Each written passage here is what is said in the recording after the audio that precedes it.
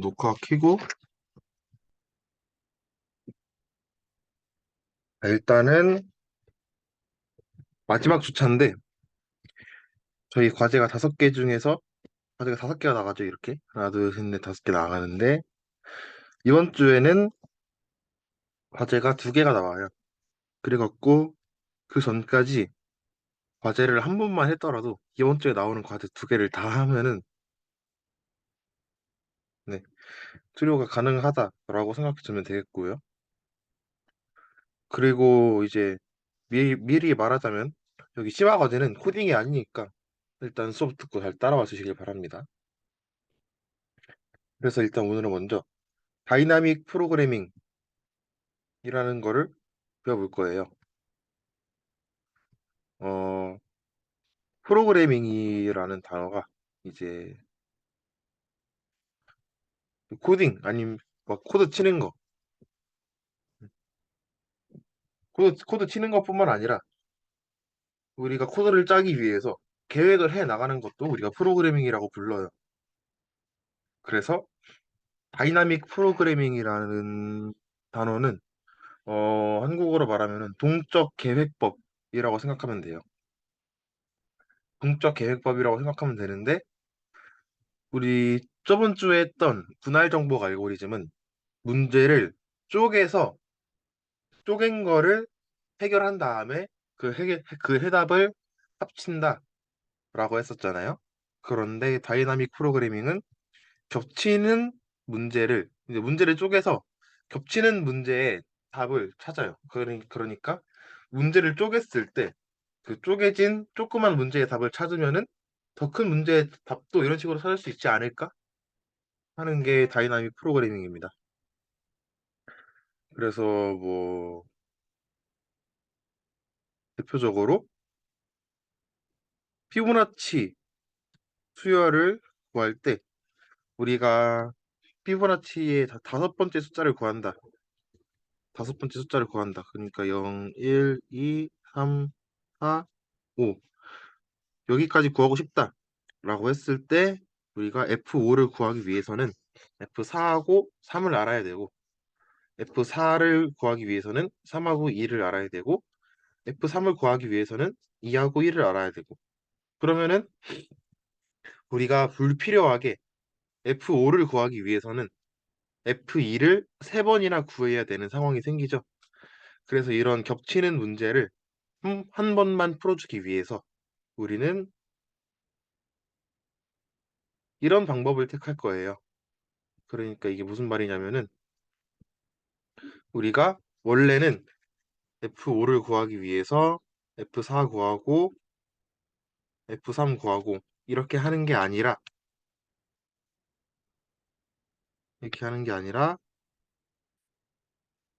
이런 식으로 생각을 할 거예요. 우리 맨 처음에 피보나치가 0, 1로 시작하는 건 알잖아요. 그러면은 이거 더해서 이렇게 넣어주고 이거 더해서 이렇게 넣어주고 이거 더해서 이렇게 넣어주고 이거 더해서 이렇게 넣어주고 하는 게 다이나믹 프로그래밍의 방법이에요. 이러면 이제 불필요한 거를 여러 번 구해줄 필요가 없죠. 그래서 뭐 피보나치 수열 구하는 거 이런 거는 좀 쉬운 다이나믹 프로그래밍의 예시다 보니까 당연하게 느껴질 수도 있는데 다른 것도 한번 볼게요. 그래서 이 맨 처음에 코인 로우 프로블럼이라는 게 있어요. 이게 뭐냐면은 문제 무슨 문제냐면은 그 N개의 코인이 있어요. N개의 코인이 있는데 그 C1부터 CN까지 그러니까 코인의 가격이 다 다를 필요가 없다. 똑같을 수도 있다라는 거고 그런데 이제 가장 많은 돈을 가져가는 게 우리의 목표인데 연속해서 2개의 코인을 가져갈 수는 없어요. 연속해서 두 개의 코인을 가져갈 수 없어요. 예를 들어서 이제 512, 16이라는 코인이 있으면은 우리가 어떻게 가져갈 수 있냐라고 했을 때 이런 거를 다이나믹 프로그래밍을 이용해서 푸는 거예요. 그러면은 다이나믹 프로그래밍에서 우리가 정해져야 하는 게 뭐냐면은 우리 베이스 케이스를 정해줘야 되고 우리 맨 처음에 뭔가 우리가 기본적인 지식을 가지고 더 큰 거를 풀어 나가는 건데 이제 문제를 풀 때는 대귀적으로 리커런스 대귀함수를 사용해서 푸는 거예요. 물론 대귀함수랑 이제 이터레이션 대귀함수랑 반복이랑 똑같으니까 반복문을 이용해서 풀 수도 있겠죠. 뭐 또 둘 중에 편한 걸로 풀어주시면 되고 그래서 우리가 이 문제는 어떻게 풀 거냐면은 우리가 예시를 통해서 볼게요. 그냥 이것도 두 줄짜리 코드면 끝나요. 뭐 세 줄인가요? 아무튼 이 이것만 우리가 생각해내면 되는 거예요. 우리가 연속해서 두 개의 코인을 뽑지 못하니까 그 전 거의 가격을 그대로 가져올 것이냐. 그러니까 안 뽑는 거죠. 그리고 얘는 뽑는 거죠. 그 전전 거 더하기 이번 거를 가져올 거냐. 둘 중에서 더 큰 거를 우리가 채택을 하는 거예요. 보면은 우리 512 16이라는 예시가 있으면은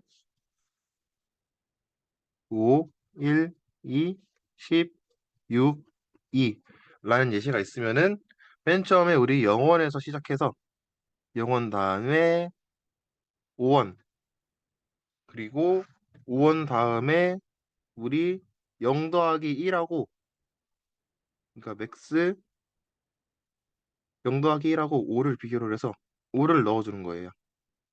다시 여기도 맥스 5 더하기 2하고 5를 비교를 해줘요. 그럼 7이 들어가죠? 여기도 보면은 맥스 5 더하기 10하고 7을 비교를 해줘요. 그럼 15가 들어가고 여기서는 맥스 7 더하기 6하고 15를 비교를 해줘요. 그 다음에 여기서도 맥스 15 더하기 2하고 15를 비교를 해줘요. 그럼 17 해서 우리가 얘 고르고 얘 고르고 얘 고르는 게 이제 연속적으로 두 개의 코인을 뽑지 않으면서 가장 많은 돈을 가져갈 수 있다. 그리고 이런 게 우리가 다이나믹 프로그래밍으로 푸는 거다라고 생각을 해주면 되겠습니다. 여기서도 보면은 우리가 기본적인 거 베이스 케이스를 깔고 가죠. 첫 번째 0번째 첫 번째 거를 깔고 가는데 그 뒤로는 우리가 이제 반복적으로 아니면 이렇게 간다고 치면은 반복적으로 푸는 거고 이렇게 간다고 치면은 재기적으로 푸는 거죠. 그래서 재기적으로 반복적으로 풀어줄 수 있다라는 거 알아두면 되겠습니다.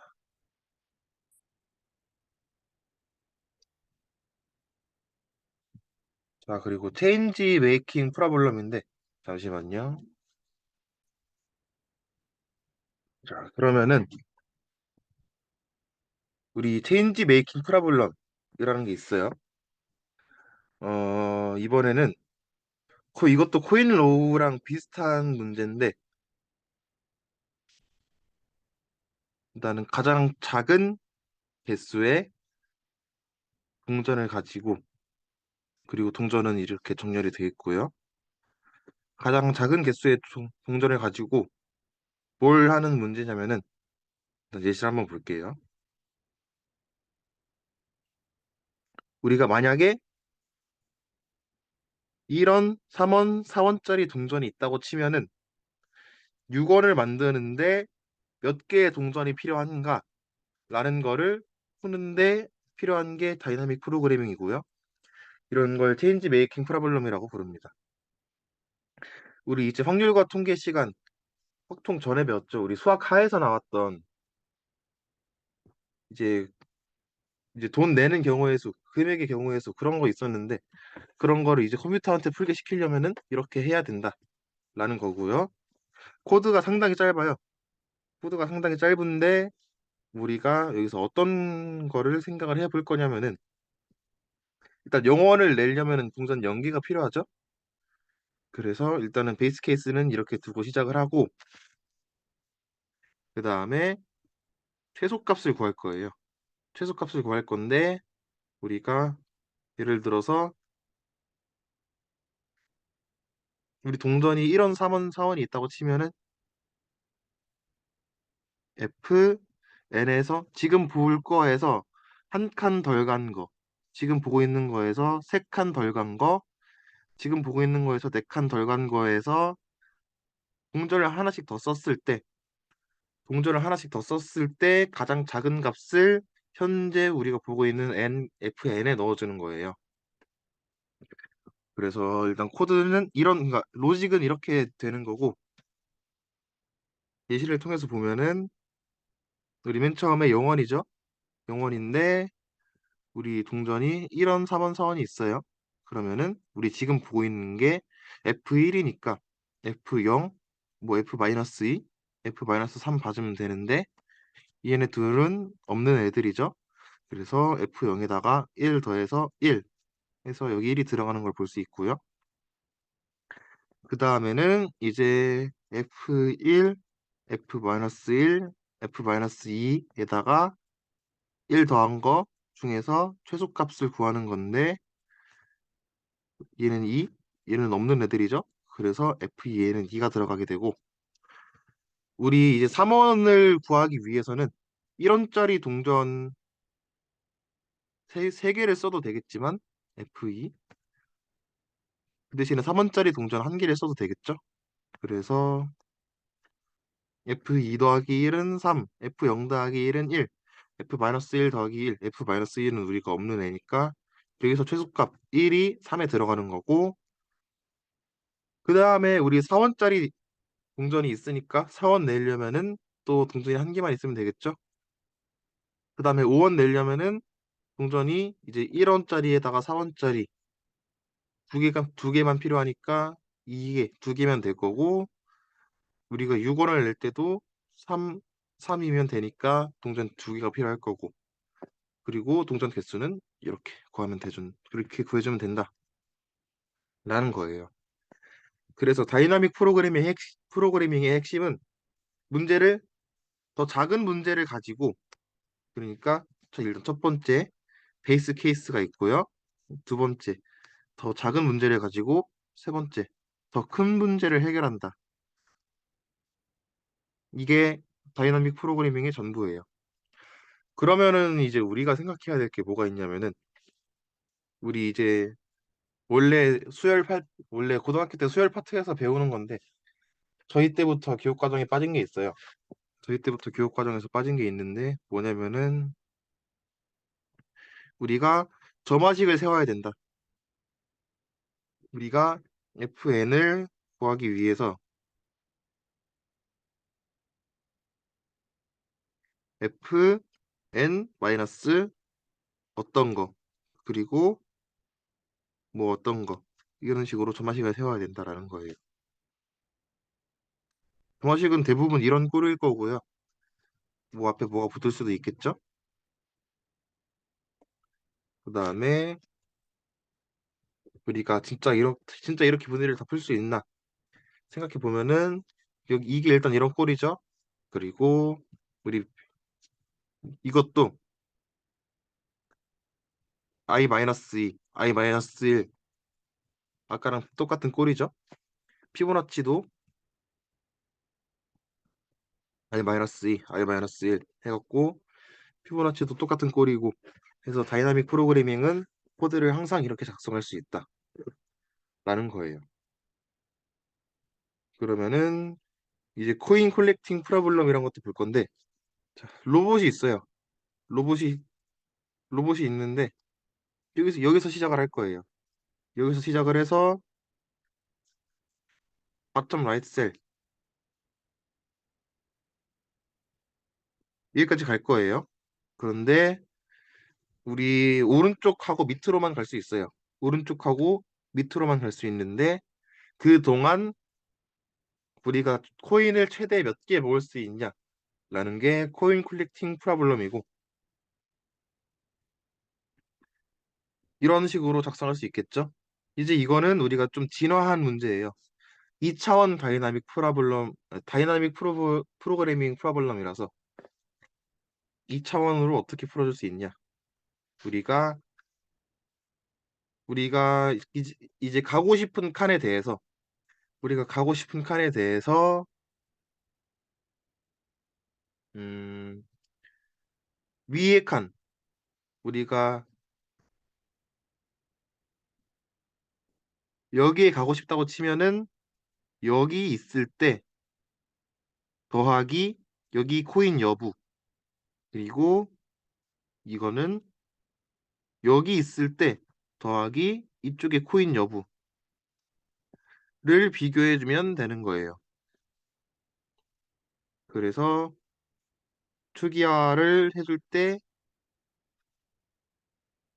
투기화를 해줄 때 이제 우리가 배열은 0부터 시작하니까 우리 여기 있을 때 이쪽 칸들은 다 초기화를 0으로 해줘야 되는 거예요. 그래서 풀어보면은 코드는 아까랑 똑같이 쓰면 되고 자, 우리가 0에서 시작을 해서 1로 갈까 1로 갈까 이렇게 보는 게 아니라 이제 음, 여기서 시작을 해요. 여기서 그러니까 시작점은 여기인데 우리가 여기하고 여기를 기준으로 볼 거예요. 동그라미를 기준으로 볼 거라서 뭐 얘는 여기 코인이 몇 개인지 아니면 얘는 여기에 코인이 몇 개인지 이렇게 확인을 해주는 거예요. 그래서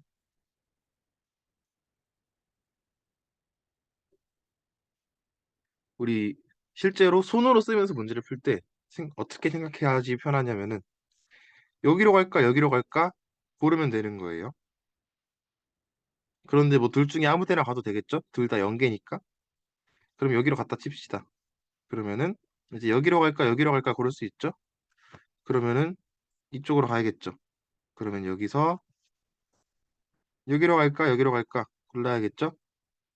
그럼 둘 다 가도 상관없죠? 그러면은 뭐 이쪽으로 갖다 쳐볼게요. 그러면은 뭐 일로 가서 여기로 갈까 생각할 수 있겠죠? 근데 뭐 어디로 가도 상관없으니까 뭐 밑으로 가볼게요. 그러면은 여기서는 이제 이쪽으로 갈까 상관없죠? 근데 여기 코인이 있으니까 이쪽으로 가야겠죠? 그러면은 우리 일단 최고의 답은 이렇게 가는 거예요.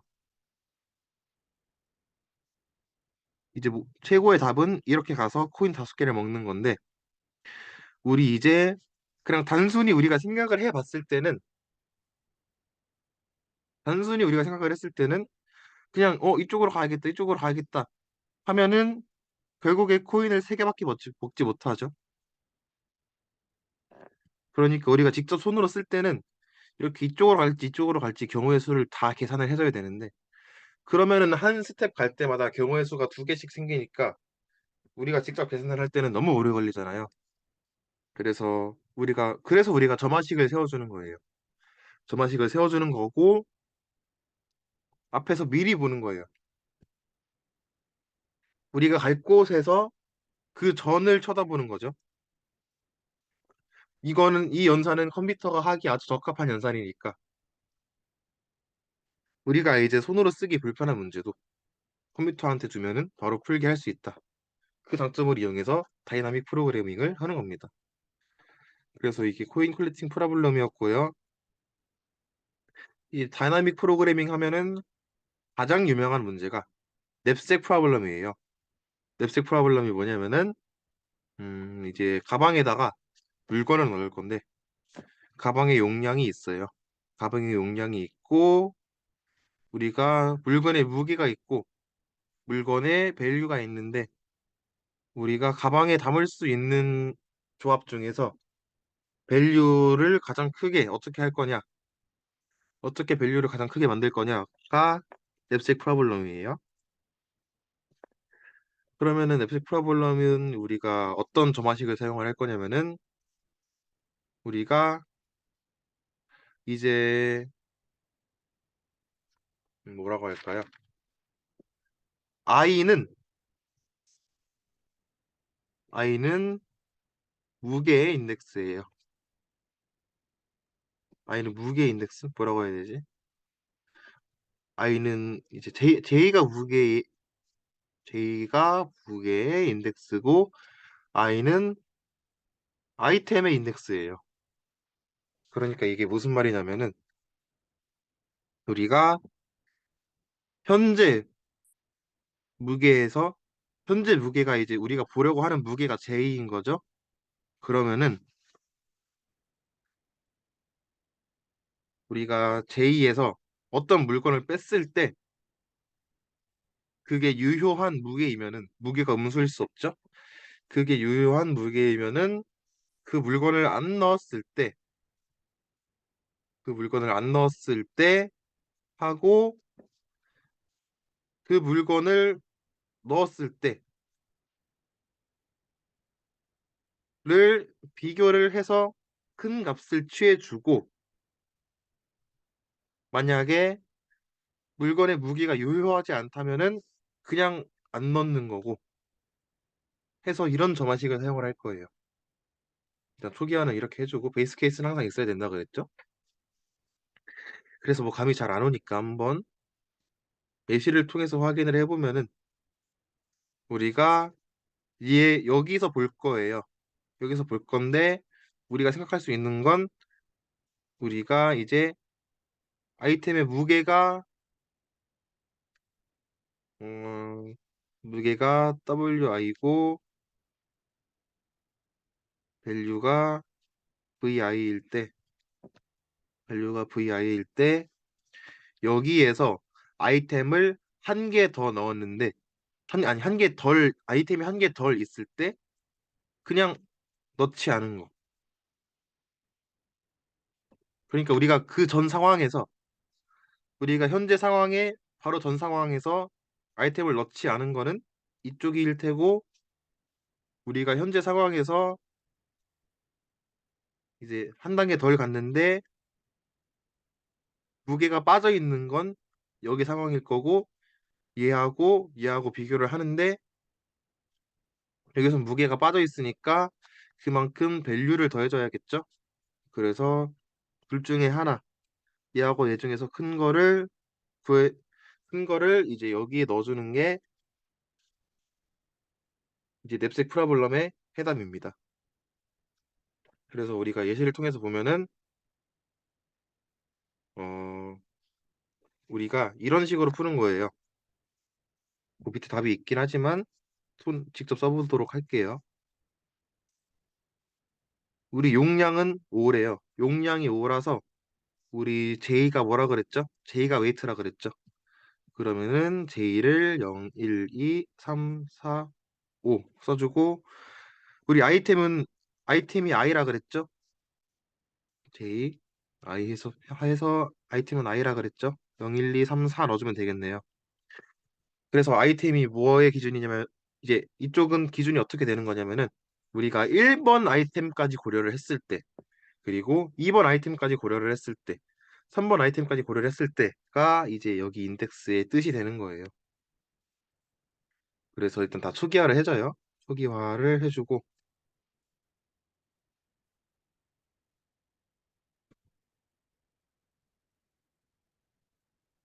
그래서 어떻게 푸는 거냐면은 우리 1번 아이템까지 봤을 때 무게가 1이면은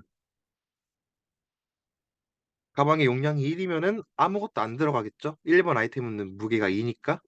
그래서 여기는 0이고 1번 아이템만 고려를 했을 때 용량 2짜리 가방에 아이템을 넣을 수 있겠죠? 그래서 밸류를 여기다 적어주는 거예요. 이런 식으로. 그리고 2번 아이템까지 봤을 때 용량이 1이에요. 가방의 용량이 1이면은 2번 아이템을 넣어줄 수 있겠죠? 그런데 이제 2번 아이템까지 고려를 했을 때 가방의 무게가 2면은 2를 넣는 것보다 1을 넣는 게 낫죠? 그래서 여기는 12가 되는 거고 3을 봤을 때는 이제 2하고 1 둘 다 넣는 게 가능하니까 여기부터는 22가 되는 건데 이 22는 어떻게 계산이 되는 거냐면은 이제 식이 어떻게 생겼더라. 여기다 적어볼게요. x f i-1 j j가 밖에 안에 있어야 되죠. i 하고 vi 더하기 f i-1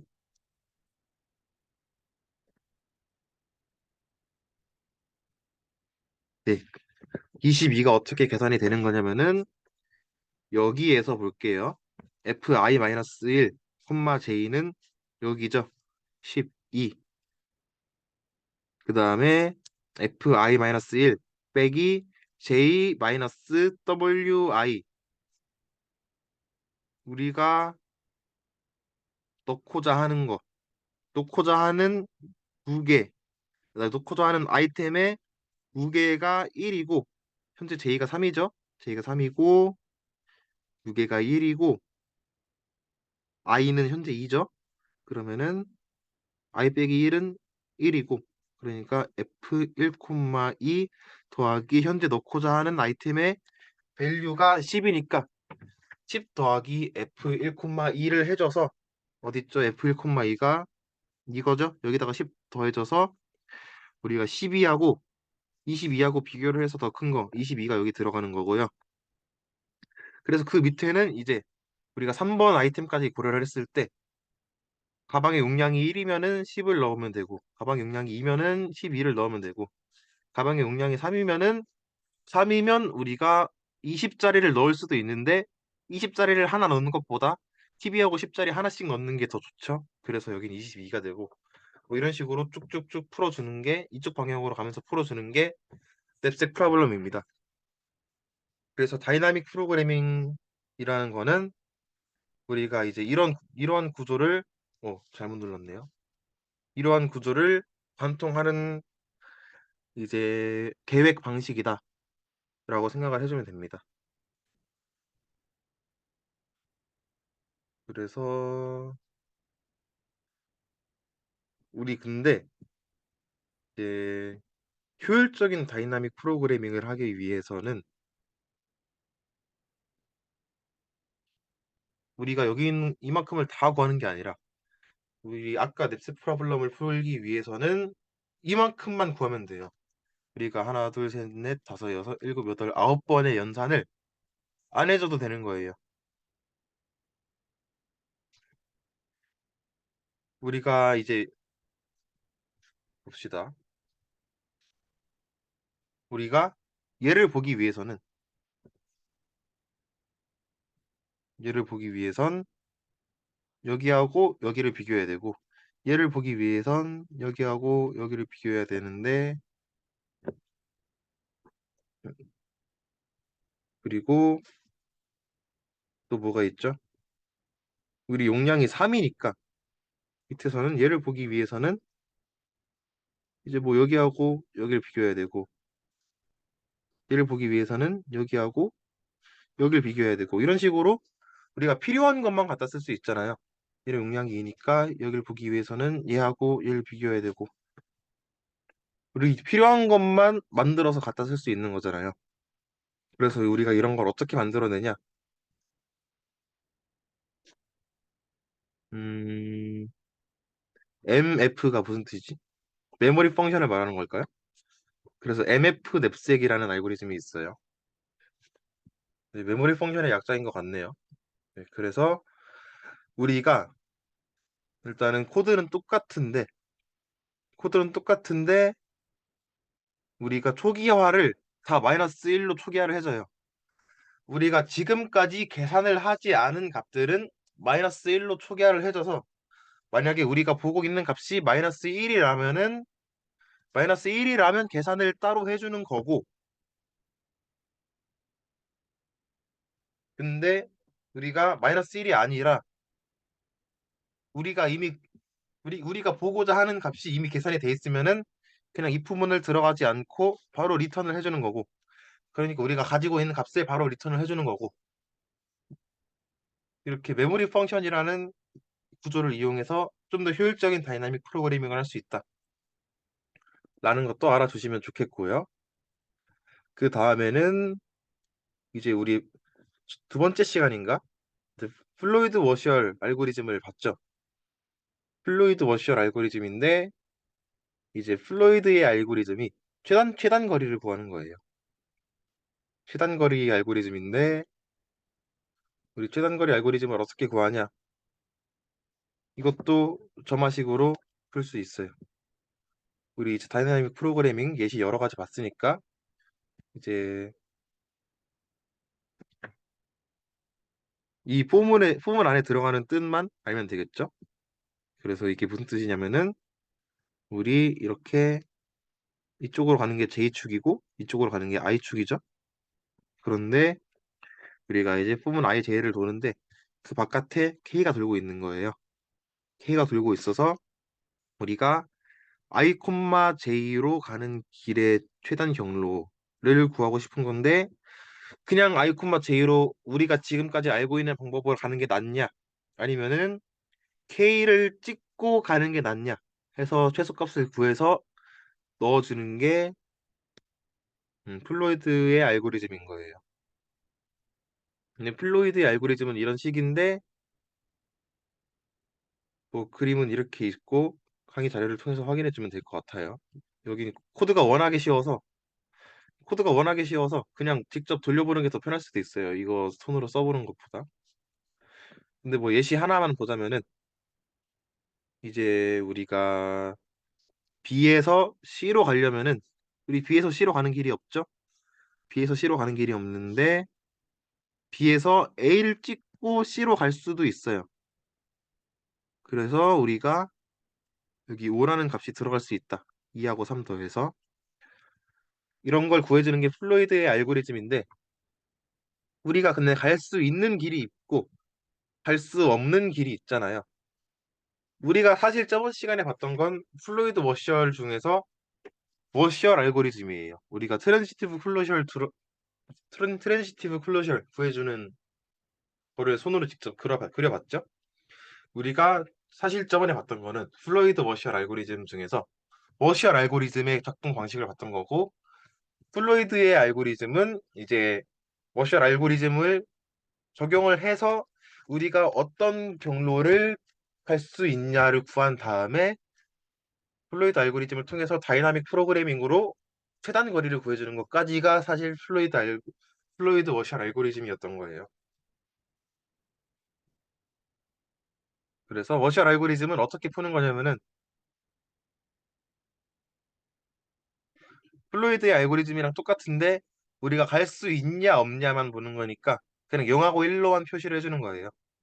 0하고 1로만 표시를 해주는 거라서 우리 최종적인 결과를 한번 볼까요? 우리 이거는 최단거리 알고리즘이니까 A에서 A로 가는 데는 0, B에서 B로 가는 데는 0, 뭐 C에서 D로 가는 데는 1 걸린다. 뭐 이렇게 플로이드 알고리즘의 결과는 이렇게 나오는 건데 워셔리 알고리즘은 우리 A에서 A로 가는 거 가능하냐? 이렇게 갈 수 있죠. 가능하고 우리 A에서 B로 가는 거 가능하냐? 당연히 가능하고 뭐 예를 들어서 C에서 D로 가는 거 가능하냐? C에서 뭐 아무 데로 갈 수가 없죠. 그래서 C에서 D로 가는 거 불가능하다. 이렇게 풀어주는 게 워셜 알고리즘이에요. 그래서 뭐 코드는 똑같은데 우리 플로이드 알고리즘이랑 코드는 똑같은데 이제 여기 안에 들어가는 게 달라지겠죠?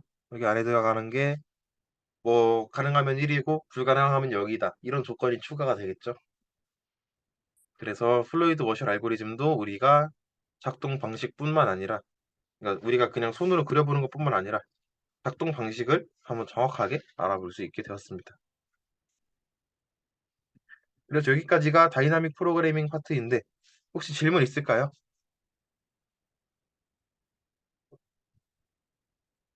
아니면 여기까지 이해되나요?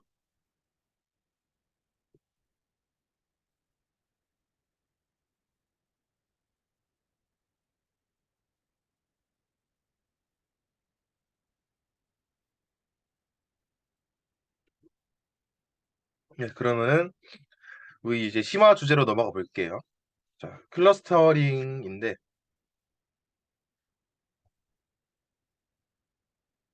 클러스터링 많이 들어봤죠? 진짜 클러스터를 만드는 거예요. 자, 그림 먼저 볼게요. 어떤 그림, 네, 진짜 클러스터를 만드는 건데 우리가 이제 K-민즈 알고리즘의 작동 방식이 어땠냐면은 음, 그냥 시작점을 잡아요. 시작점을 잡은 다음에 음, 시작점을 잡은 다음에 어떻게 해야 될까? 이제 얘랑 가까운 친구들의 거리들을 계산을 해줘요. 얘랑 가까운 친구들을 계산을 해주고 얘랑 가까운 친구들을 계산을 해줘서 이제 거기에서 센터 봅시다. 일단 이 친구랑 가까운 애들은 점으로 표현이 돼 있고 이 친구랑 가까운 애들은 동그라미로 표현이 돼 있어서 우리 동그라미로 표현돼 있는 게 이 두 친구밖에 없죠. 그래서 이 두 친구의 평균은 여기니까 중심을 여기로 옮겨주고 중심을 여기로 옮겨주고 그 다음에 이 친구의 가운데는 한 여기쯤 될 거니까 여기로 옮겨주고 이렇게 계속해서 반복을 해 나가는 게 K-윈즈 알고리즘이었죠. 다들 기억하실 거라 생각하고 그래서 이제 K-윈즈 알고리즘의 수식은 이렇게 되는 거예요. 여기 위에는 일단 건너뛰고 K-윈즈 알고리즘의 수식은 이렇게 되는 거예요. 그래서 우리가 XT가 이제 뭐라고 해야 될까? XT가 이제 실제 값이고 우리가 가지고 있는 값이고 MI가 센터의 값이고 그러면은 실제 값하고 우리 센터가 여러 개가 있겠죠? i번째 센터까지 있다고 쳤을 때 그중 가장 가까운 그러니까 t번째 예시에 대해서 가장 가까운 센터를 j번째 센터라고 했을 때 아니죠 반대죠. 그러니까 j번째 센터들 중에서 가장 가까운 센터의 인덱스를 i번째 센터라고 했을 때 그때 우리가 이거를 리컨스트럭션 에러라고 정의를 할 거예요. 리컨스트럭션 에러라고 정의를 해서 우리가 리컨스트럭션 에러를 가장 작게 만들어주는 센터를 찾는 게 K-빈즈 클러스터링의 목표인 거예요. 그래서 여기 앞에 붙은 BIT가 뭐냐면은 i번째 클러스터 안에 있는 t번째 예시에서 그게 진짜 i번째 클러스터에 속해 있으면은 1이고 속해 있지 않으면 0이고 우리 자기 클러스터에 속해 있지 않은 애들에 대한 리컨스트럭션 에러를 계산해 줄 필요가 없겠죠? 네. 그래서 이렇게 에러를 계산을 해줘서 가장 작게 에러를 만들어 주는 게 K-민즈 클러스터링의 원리인 거예요. 네, 그래서 보면은 네, 코드는 코드는 아주 쉽죠? 네, 코드는 아주 쉬운데 우리 뭐 사이킬런에다가 이제 뭐 사이킬런 점뭐 K-민즈 불러와 갖고 그렇게 하는 거 말고 직접 짜더라도 충분히 직접 짤 수 있는 정도의 코드죠. 그래서 K-민즈 알고리즘의 원리는 이런데 우리 K-민즈 알고리즘의 단점이 뭐냐면은 무조건 뭐 여기서 볼까요? 무조건 클러스터가 어딘가에 포함이 돼 있어야 돼요. 그러니까 우리가 이거를 하드 어사인먼트라고 하는데 어사인먼트라고 하나? 정확한 용어가 기억이 안 나서 한번 밑에 좀 갔다 와 볼게요.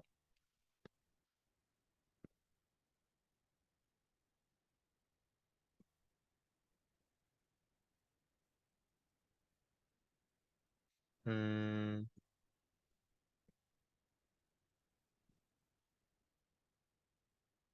지나갔을 텐데. 어, 소프트하고 하드만 써 있고 그게 어사인먼트인지 뭔지 안 써 있진 않네요. 일단은 그러면은 하드 어사인먼트라 부를게요. 그러니까 딱딱하게 할당을 해주는 거예요. 딱딱하게 할당을 해주는 건데 이게 무슨 말이냐면은 우리가 경계를 직선으로 끊어요. 경계를 직선으로 끊은 다음에 여기 있는 애들은 무조건 얘다. 여기 있는 애들은 무조건 동그라미다. 여기 있는 애들은 무조건 점이다. 하고 나눠주는 거예요. 그럼 이게 단점이 뭐냐면은 이렇게 애매한 데 속해 있는 친구들이 분류가 잘 안 돼 있을 확률이 높아요. 그래서 우리가 K민즈 알고리즘의 일반화된 버전인 EM 알고리즘을 볼 거예요. Expectation Maximization 알고리즘을 볼 거예요. 그래서 EM 알고리즘은 E 스텝이 있고 M 스텝이 있어서 우리가 뭐 수식은 당연히 이해할 필요 없고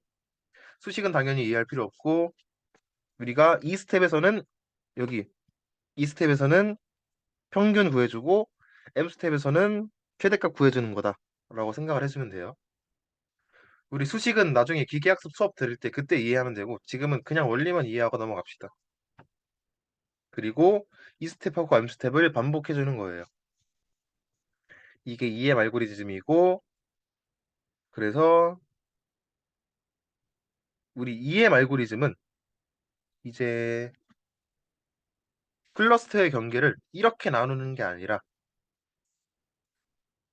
이런 식으로 나눌 수 있게 되는 거예요. K민즈의 일반화된 버전이니까 우리 이제 너 첫 번째 클러스터에 들어갈래, 두 번째 클러스터에 들어갈래 하는 기준이 단순히 직선 거리가 아니라 이렇게 부드러운 경계가 될 수도 있는 거예요. 그러니까 이쪽으로 가면은 파란색 클러스터에 들어갈 확률이 0.5가 넘는 애들이 되는 거고 이쪽으로 가면은 이쪽으로 간 친구들은 빨간색 클러스터에 들어갈 확률이 0.5보다 크고 파란색 클러스터에 들어갈 이제 확률이 0.5보다 작은 친구들이 모여 있고 그런 거라고 생각을 해주시면 돼요. 이게 K빈즈 알고리즘의 원리인데 그걸 더 일반화한 거다라고 생각을 해주면 돼요. 그래서 무조건 너 여기 들어가. 그러니까 무조건 들어가. 아니면 무조건 들어가지 마. 이런 게 아니라 이런 게 아니라 너 정도면 확률적으로 여기 들어갈 수 있겠다. 라고 해주는 게 소프트 어사이먼트예요. 그래서 이렇게 정확도를 조금이나마 올려줄 수 있다라는 겁니다. 그리고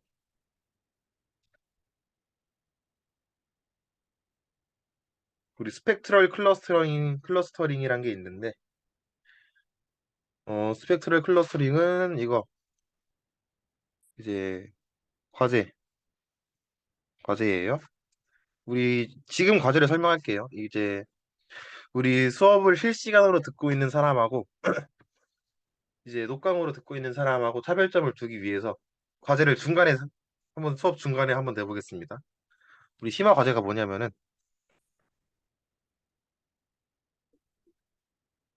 백준 푸는 것보다 훨씬 부담이 없어요. 스펙트럴 클러스터링 그리고 하이어 아키컬 스펠링을 잘 몰라서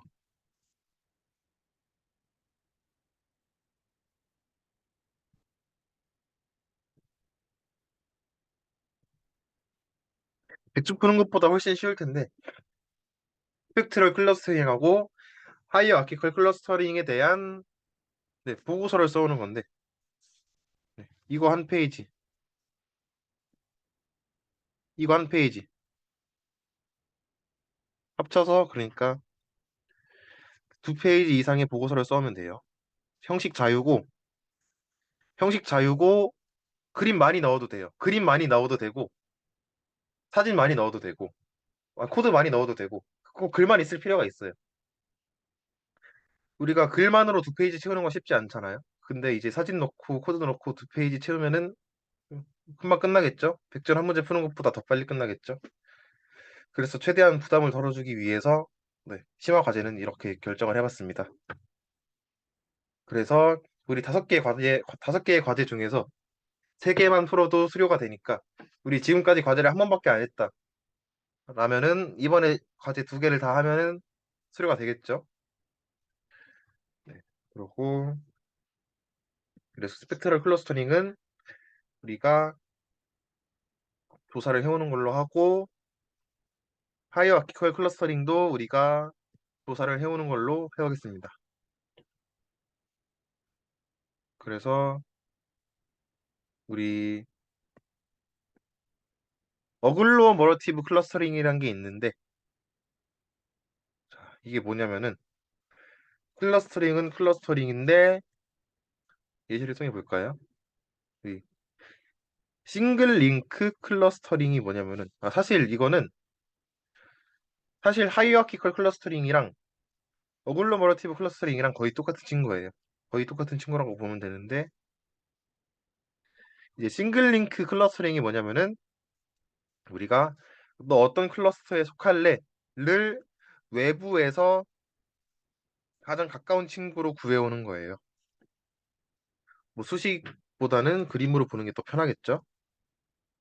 그러니까 맨 처음에 우리가 짧은 길이부터 볼 거예요. 우리가 길이가 1인 친구들을 먼저 이어져요. 길이가 1인 친구들을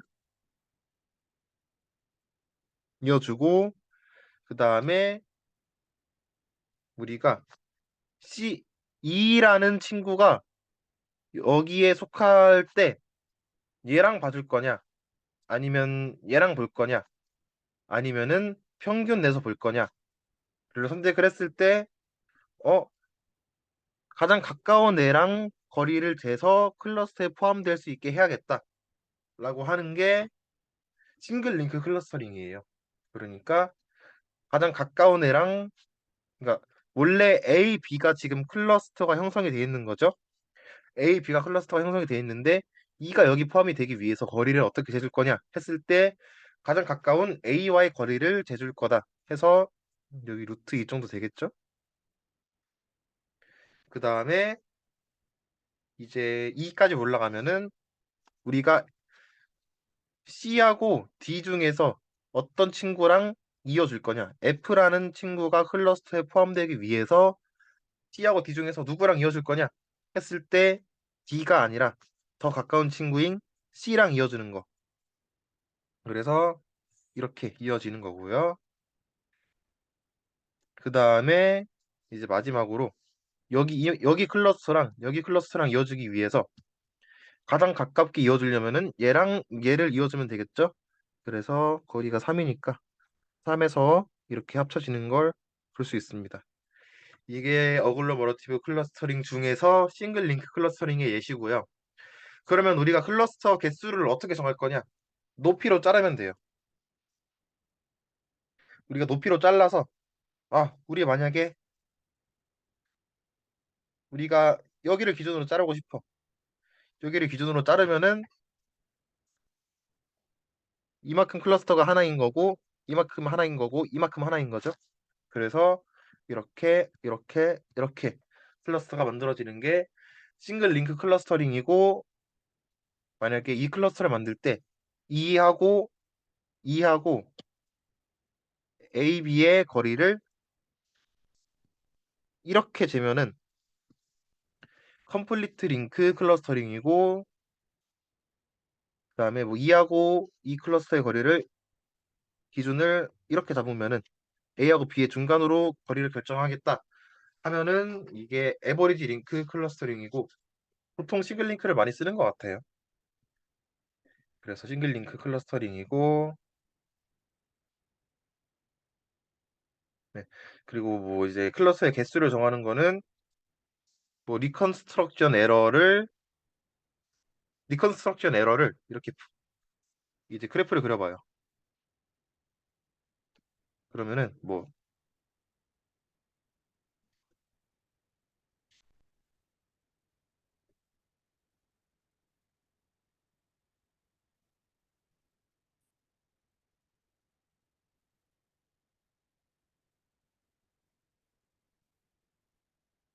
리컨스트럭션 에러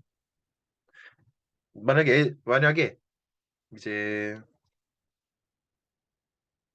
리컨스트럭션 에러가 이렇게 그려졌을 때 이제 팔꿈치 기법이라고 해서 2, 3, 4, 5, 6까지는 리컨스트럭션 에러가 급격하게 감소하다가 7, 8로 갈 때는 급격하게 감소를 하지 않고 아주 완만하게 감소를 하죠. 그럼 이때 팔꿈치처럼 생긴 6을 클러스터의 개수로 정해주는 게 엘보우 방법이고요. 보통 이 방법을 많이 사용을 합니다. 그래서 이만큼이 클러스터링이고, 음, 그래서 일단 내용 설명은 이게 끝이고요. 과제는 여기 설명해준 대로 하면 되고, 그래서 우리 한번 강의 계획서를 볼까요?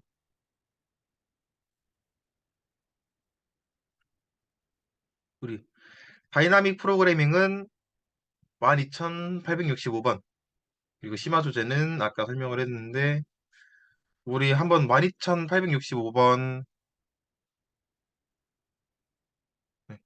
12865번을 한번 볼까요?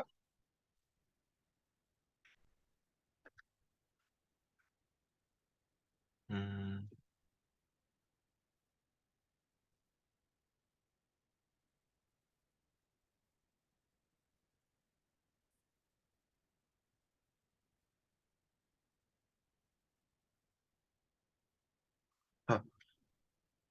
자, 냅색 프로블럼이죠.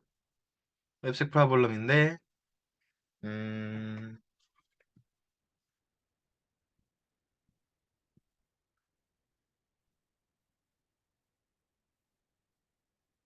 일단은 뭐 준서가 여행을 가네요.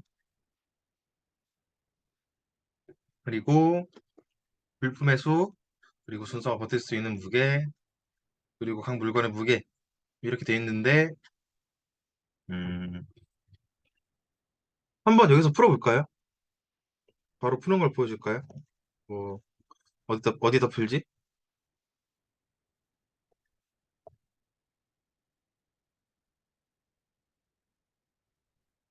온라인 GDB 같은 사이트 들어가서.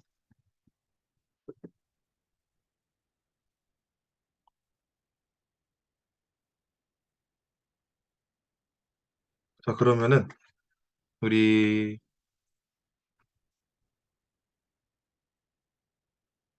여기에서 웹색으로 한번 가본 다음에,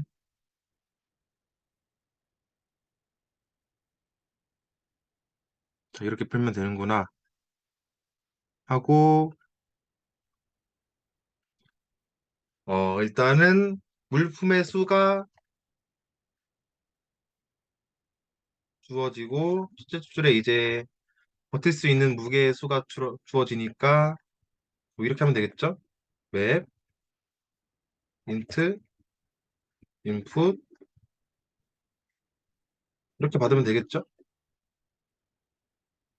그 다음에 두 번째 줄부터 n개의 줄에 거쳐 각 물건의 무게와 해당 물건의 가치가 주어진다. 라고 했으니까 뭐 배열 이름을 뭘로 할까요? 뭐 배낭이니까 그냥 뭐 A라고 하고 귀찮으니까 그러면은 리스트 안에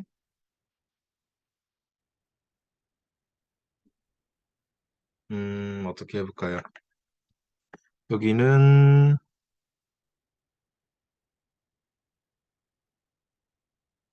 밸류 따로 웨이트가 따로 있네요. 그러면은 밸류 따로 밸류 따로 웨이트가 따로 있고 그러면 W하고 V가 주어지는 거죠. W하고 V가 주어지는 거고 그 다음에 이제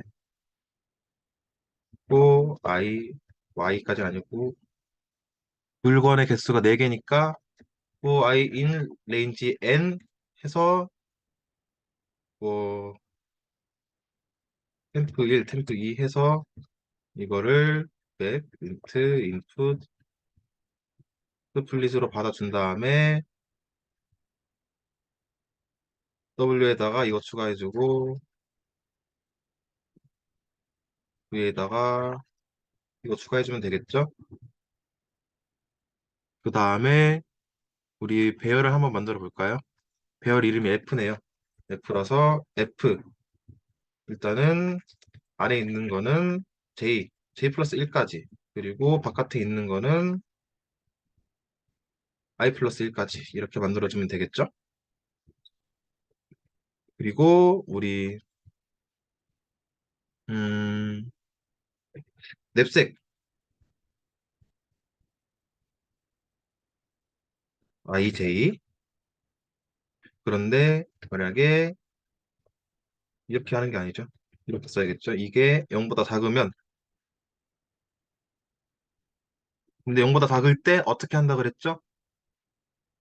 우리 마이너스 1로 초기화를 해준다 그랬죠. 그러니까 값이 없을 때 마이너스 1로 초기화를 해준다 그랬죠. 그래서 만약에 j가 이거보다 작으면은 새로운 밸류에 냅색 i-1 j 넣어주고 만약에 아니면은 밸류에 맥스 냅색 i-1 j 넣어주고 그다음에는 뭐 밸류스 i니까 vi 더하기 냅색 i-1 j-wi 해서 f 여기네요. f 여기다 f ij에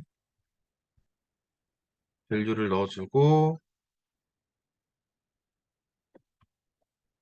리턴 f i j 이렇게 해주면 되겠네요. 그러면은 우리 프린트 f 뭐라고 할까요? 맨 마지막 거를 출력하면 되려나요?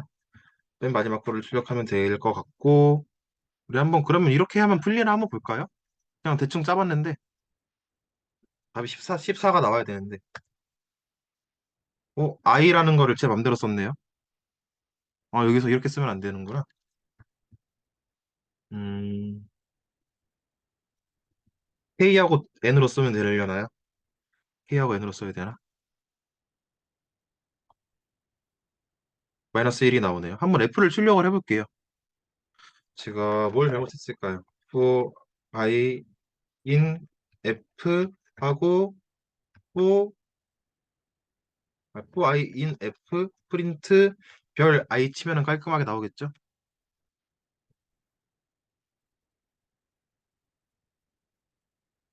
어? 별의 값이 안 들어갔네요. 냅색을 제가 함수를 만들어 놓고 호출을 안 했네요.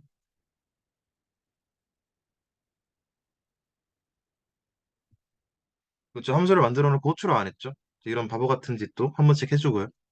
원래 100점 풀 때 이렇죠. 뭐, NK를 넣어야 되나?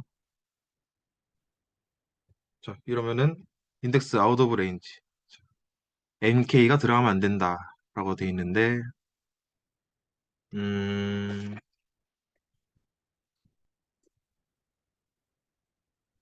왜 들어가면 안 될까요?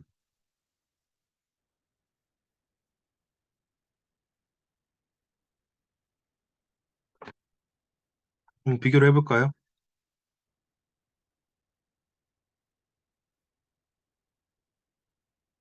13번째 줄에서 오류가 났는데, 이때 WI, W에 먼저 0이 하나 있어야겠네요. 0번째 무게하고 0번째 밸류는 0이 하나 있어야겠죠? 이렇게 하면 되려나, 그러면은? 이번에는 또 뭘까요? 여기다 화살표를 써버렸네요. 여기 스토코드랑 똑같이 한다고. 이거 R 배우다 보면은 화살표가 습관이 돼요. 그래서 언어를 여러 가지 배우기보다 하나를 파는 게 좋은데. 이번에는 또 뭐가 문제일까요? 이렇게 하나하나 고쳐 나가는 거죠. 이번에는 F에서 아웃 오브 레인지가 났네요. 왜 그럴까요?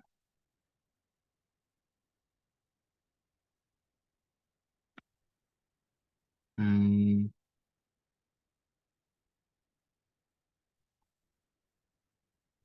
우리가 왜 그런지 한번 확인해 볼까요? 그러면은 I하고 J니까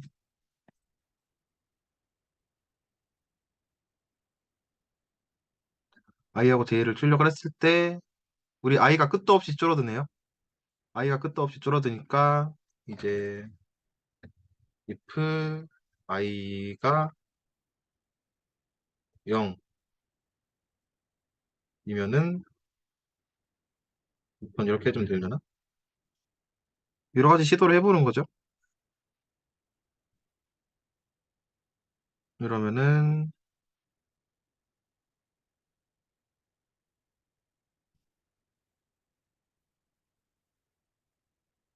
i가 0보다 작을 때까지 해야 되나? i가 0보다 작고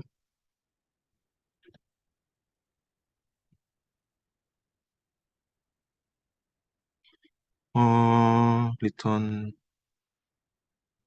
그 0지.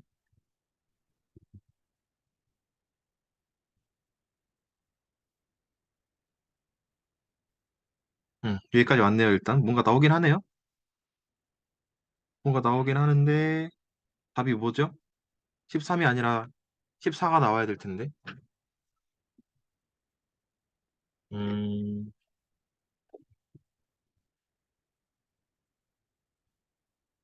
제 생각엔 이거 48하고 36이 들어가서 14가 나와야 되는데 여긴 13이 나오죠? 왜 그럴까? 왜냐면은 우리 로우 0하고 컬럼 0은 0으로 초기화를 다 해줘야 되죠. 그러면은 for i in range f length f는 f에서 f i 0을 0으로 초기화해주고 for i in range length f 0에서 f0의 i를 0으로 다 초기화를 해준 다음에 한번 돌려볼까요?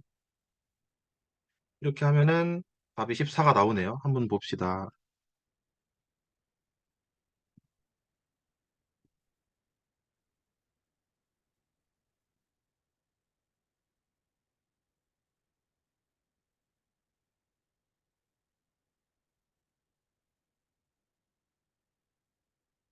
네, 해서 14가 나오고 한번 이거 넣으면은 맞나 볼까요?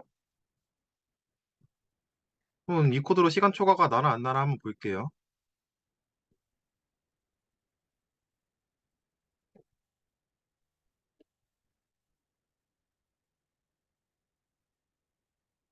1년 전에 풀었었네요, 제가 이걸. 1%에서 안 올라가는 거 보니까 뭔가 이렇게 풀어서는 시간 초과가 날 것 같은데.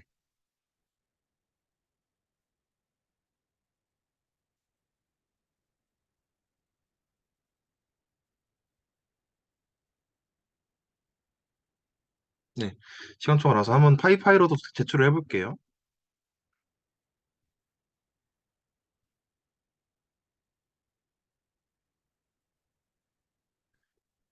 이렇게 수도 코드를 그대로 옮기는 거는 워낙에 기본적인 코드다 보니까 당연히 백준에 있는 문제를 풀려면은 여기 그냥 수도 코드를 그대로 옮기는 것보다는 좀 더 고도의 전력이 있어야겠죠?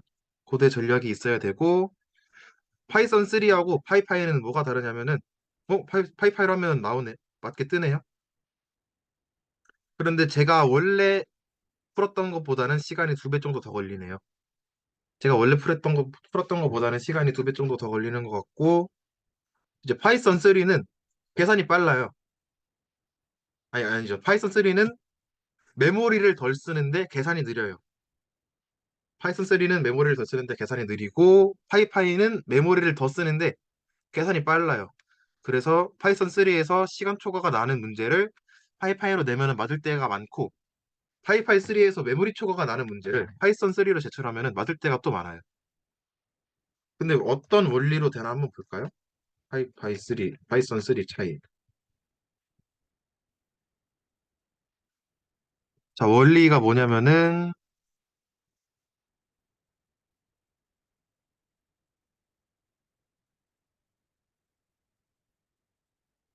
자, 이제 파이파이 3에서는 이제 자주 쓰이는 코드를 우리가 이제 가지고 있는 거예요. 자주 쓰이는 코드를 미리 계산을 해놓는 거예요. 계산해 놓은 걸 저장을 해놓고 실행 속도를 계산할 수 있어요. 그래서 이런 재기함수 구조 같은 거는 재기함수 구조에서는 파이파이가 좀 더 우세한 게 살짝 있어요. 그래갖고 뭐 제가 백준 문제 풀면서 어떻게 접근하는지 한번 처음부터 끝까지 다 보여줬어요. 저도 생각을 안 하고 온 거라서 일단은 처음부터 끝까지 다 보여줬고 여러분들도 이제 저번에 했던 것처럼 그 이제 솔브닥에서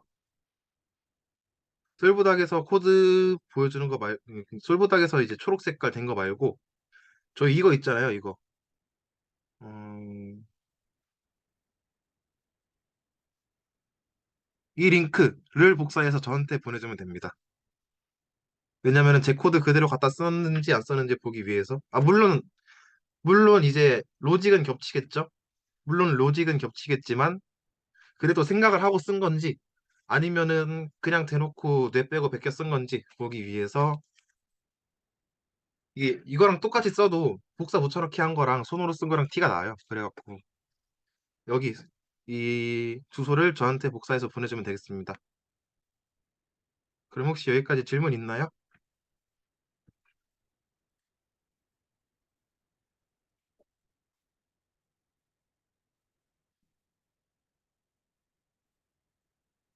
네, 혹시 다른 분들은 뭐 어떤가요? 뭐 일단 마지막 시간인데 그냥 뭐 학부 수업에 대한 질문도 괜찮고 뭐 지금 수강 희망 과목 등록 기간이 시작됐는데 거기에 대한 얘기도 괜찮고 뭐 여러 가지 질문 받을게요. 일단 녹화는 여기까지 하겠습니다.